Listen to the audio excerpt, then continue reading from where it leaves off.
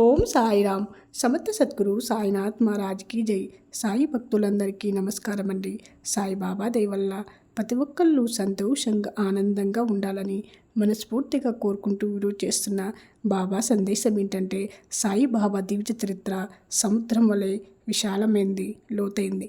అందరూ దీని యందు మునిగి భక్తి జ్ఞానములు మనలను వెలికి తీసి కావలసిన వారికి పెట్టవచ్చును.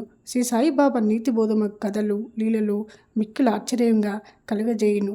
అవి మనోవికలత చెందిన వారికి, విచారగ్రస్తులకు శాంతి సమకూర్చి ఆనందం కలుగచేయును. ఇహములకు కావలసిన జ్ఞానము, బుద్ధిని ఇచ్చును. వేదము వలె రజకములను ఉపదేశమగును.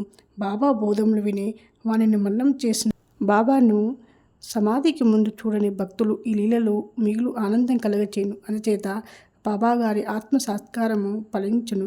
పలుకులు బోధలు సమకూర్చుటకు పూనుకుంటుమి. సాయిబాబా జీవిత చరిత్ర. సముద్రపు మధ్యమందు దీపపు సమలు ఉండను. పడవ వైపు పోవువారు ఆ ఎలుతురులో రాళ్ళు రప్పల వల్ల కలుగు హానిలను తప్పించుకొని సురక్షితంగా ప్రయాణించుదురు.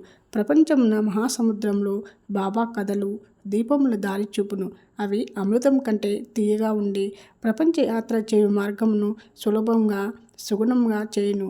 యుగీశ్వర్ల కథలు పవిత్రములు. అవి మన చెవుల ద్వారా ఉదయం ఎందు ప్రవేశించినప్పుడు శరీర సృహయగును, అహంకారము ద్వంద్వ స్వభావమును నిష్క్రమించును. మన ఉదయం మందు నిలవ ఉండిన సందేహములు పటాపంచలైపోవును. శరీర గర్వము మాయమైపోయి కావలసినంత జ్ఞానము నిల్వ చేయబడును. శ్రీ సాయిబాబా కీర్తి వర్ణలు ప్రేమతో పొడిగిన వారిని వినగాని భక్తుని పాపములు పటాపంచలగును. కాబట్టి ఇవేవి మోక్షమునకు సులభ సాధనములు. త్రేతాయుగంలో యాగము, ద్వాపర యుగంలో పూజ, కలియుగంలో భగవన్నామ మహిమలు, నామముల పాట మోక్ష మార్గములు. 4 వర్ణముల వారు ఈ చివరి సాధన అవలంబించవచ్చును. తక్కిన సాధనములు అనగా యోగము, యాగము, ధ్యానము, ధారణము లభించుట కష్టతరము. కానీ భగవంతుని కీర్తిని మహిమను పాడుట అయితే సులభము. మన మనస్సును ప్రశాంతంగా ఉంటుంది. ఆవు తన దూడనెట్లా ప్రేమించునో అందరికీ తెలిసిన విషయమే. కానీ పొదువు ఎల్లప్పుడూ నిండే ఉండును. దూడకు కావలసినప్పుడల్లా కూచినచో పాలు ధారంగా కారును. అలాగనే బిడ్డకు ఎప్పుడు పాలు కావాలనో తల్లి గ్రహించి సకాలమందు పాలిచ్చును. బిడ్డకు గుడ్డలు తొడుగుట ఎందున, అలంకరించుట ఎందున తల్లి తగిన శ్రద్ధ తీసుకొని సరిగ్గా చేయును. బిడ్డకి ఈ విషయం ఏమీ తెలియదు. కానీ తల్లి తన బిడ్డలు చక్కగా దుస్తులు ధరించి అలంకరింపబట్ట చూసి ఆనందపడుతుంది. అలాగే బాబా కూడా అంతే. ఒకనాడు మధ్యాహ్నం ఆరతి అయిన పిమ్మట భక్తులందరూ తమ బసకు పోవుచుండరి. అప్పుడు వారికి బాబా ఈ కింది చక్కని ఉపదేశం ఇచ్చిరి. మీరెక్కడ ఉన్నను, ఏమి చేయుచున్నను నాకు తెలియను.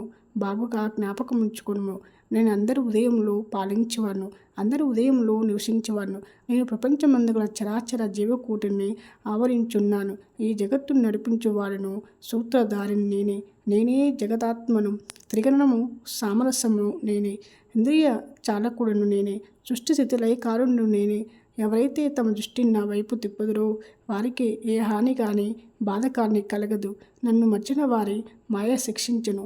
పురుగులు, చీమలు తదితర దృశ్యమున చరాచర జీవకోటి అంతయు నా శరీరమే, నా రూపమే అని చెప్పేవాడు బాబా. ప్రతి దానిని ఎక్కువగా విశ్లేషించడానికి ప్రయత్నించవద్దు. ప్రశాంతంగా ఉండి నాపై నమ్మకం ఉంచుము. మీ పని తప్పక జరుగుతుంది. సహనంగా, నమ్మకంగా ఉండు. సహనానికి ఫలితము ఎప్పుడు తీయగానే ఉంటుంది. త్వరలోనే అంతా చక్కబడుతుంది. కానీ అందుకోసం నువ్వు ధైర్యంగా ఉండాలి. ఎవరైతే కష్టాలను ఎదుర్కొంటూ కూడా తమ మంచితనాన్ని కోల్పోకుండా ఉంటారో, సన్మార్గాన్ని అనుసరిస్తారో అలాంటి వాళ్లకు ఎప్పుడూ ఈ సాయిబాబా తోడుగా ఉంటాడు. సమస్యలు ఎన్ని చుట్టుముట్టినా నీవు ఉన్నావనే ధైర్యం నన్ను ముందుకు నడిపిస్తుంది. మాటలు ఎన్ని మనస్సుకు తాకినా నువ్వు చూసుకుంటావనే నమ్మకము నా బాధను మరిపిస్తుంది. ప్రతి అనుభవము జీవితంలో ఎక్కడో ఒక చోట ఉపయోగపడుతుంది. ఎందుకంటే ఏ అనుభవం సులభంగా రాదు, అనుభవిస్తే తప్ప. ఓం సాయిరామ్.